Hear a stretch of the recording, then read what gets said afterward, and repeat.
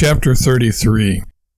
Following their gourmet dinner, the McGorkles find accommodations at the Hotel Bossert, just across the East River from Manhattan on the Brooklyn side of the Brooklyn Bridge. The following morn, the McGorkles break their fast at the storied Cadman Plaza restaurant. Actually, it has only one story, but that's neither here nor there. Warble, deprived of his customary cinnamon rolls from Citizen Page, combats his exasperation at this irritating turn of events by ordering a foot-high stack of French toast, which he promptly drenches with Aunt Jemima's maple syrup.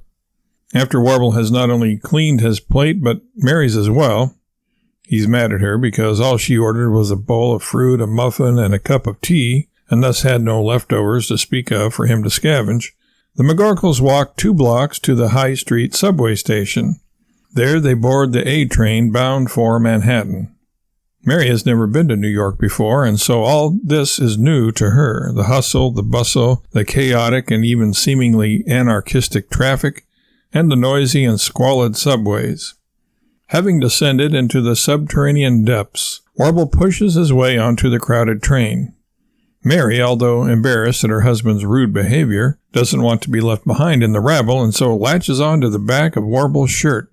Head down, she follows him into the car. There are no seats to be had, at least not 2 together, so Warble and Mary stand, holding onto one of the poles near a door. "Why is it so dark?" Mary asks after a couple of minutes.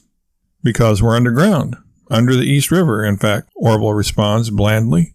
"We're under the river?" Mary asks, with a look of worry darkening her countenance. Warble looks at Mary blankly and raises an eyebrow. He doesn't understand her concern. "Mary, why do you think it's called a subway? Did you think a porter was going to come around with complimentary Subway sandwiches?" Subway. Sub means under. It's an underway. It goes under things, like the ground and the river. Besides, people don't even call Subway sandwiches here. They call them hoagies. Before long, Warble nudges Mary and tells her it's time to disembark. They get off in downtown Manhattan. After wandering around Canal Street for a while, Warble collects 8-track players and is hoping some of the electronics shops still have some, preferably dirt cheap, but his desire goes unfulfilled. The McGorkles find some Nathan's hot dogs for lunch. After satisfying their hunger, they head to the Battery to take the ferry to the Statue of Liberty. Thinking it's just a hop, skip, and a jump to the top of the statue, after all, it looks so small from their hotel room in Brooklyn, Warble eschews the elevator and harangues Mary into taking the stairs. The stairway is narrow and somewhat dingy. By the time they have ascended 39 steps, Warble tires out and tells Mary that although he is full of vim and vigor and really feels like walking the whole thing, for posterity, he, out of consideration for her considerably lower level of stamina, is willing to sacrifice his own personal glory and satisfaction for her comfort. They descend the steps back to the base and take the elevator. Warble is surprised at how high they seem to be once they get to the lady's visor. He secretly congratulates himself on the way he weaseled out of climbing the stairs the whole way. In comparison to the great skyscrapers of downtown Manhattan, the Statue of Liberty is short, but in an absolute sense it is quite lofty. It's not a height from which you could fall or jump and hope to survive, that's for sure. After watching the ships come into New York Harbor for a while, Warble hopes at least one of them is his, and enjoying the view of not only the Manhattan skyline but also of Brooklyn, Staten Island, and Queens, the McGorkles take the elevator down and then the ferry back across to Manhattan. Now they go on to bigger, if not necessarily better things, most specifically the Empire State Building. Warble keeps a lookout for King Kong, but after searching for a time and a season in vain, tries to console himself, disappointed as he is in the Big Ape's no-show, not to mention missing out on seeing Fay Ray, or at least her brother Link, with the sugar rush a box of ding-dongs provides. They never do put enough creamy filling in these things. Warble is silent as they get back on the subway headed towards Brooklyn. Instead of getting off at High Street, though, to return to the Hotel Bossert, Mary doesn't even notice that they missed their stop, being completely overwhelmed with the Big Apple and all its worms. They change to the F train and head into South Brooklyn, more specifically to Kings Highway.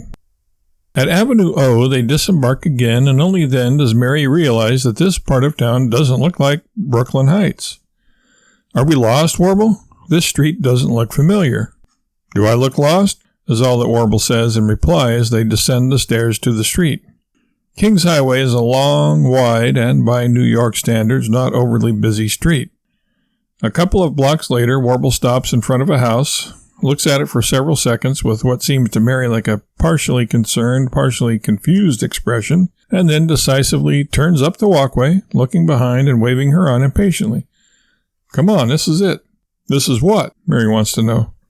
The house of my old ship captain, Morley Moore, the terror of the seven seas. After the Edmund Fitzgerald sank, he gave up the seafaring life and became a captain of commerce. He's the president, CEO, and CFO of some outfit around here that he founded. Why did the wreck of the Edmund Fitzgerald cause him to quit the sea? Did he have some good friends aboard? No, he didn't know a soul in the ore trade. He just didn't want to give Gordon Lightfoot the opportunity to write a song about him and his ship. He couldn't bear the thought of Gordon singing, Morley Moore went down in 2004, and now you won't see Morley no more, or something like that. Morley sounds like your kind of guy, all right, Warble. Oh, yes, we get along famously, Warble says as he rings the doorbell. You'll like his wife Leslie, too, Mary. She's a swell gal. I can't wait, Mary replies in a deadpan voice. If Morley is half as strange as Warble, and Leslie is half as strange as Morley, I'm in for quite an interesting visit. If I ever go to work in a mental hospital, I'll have plenty of on-the-job training, that's for sure.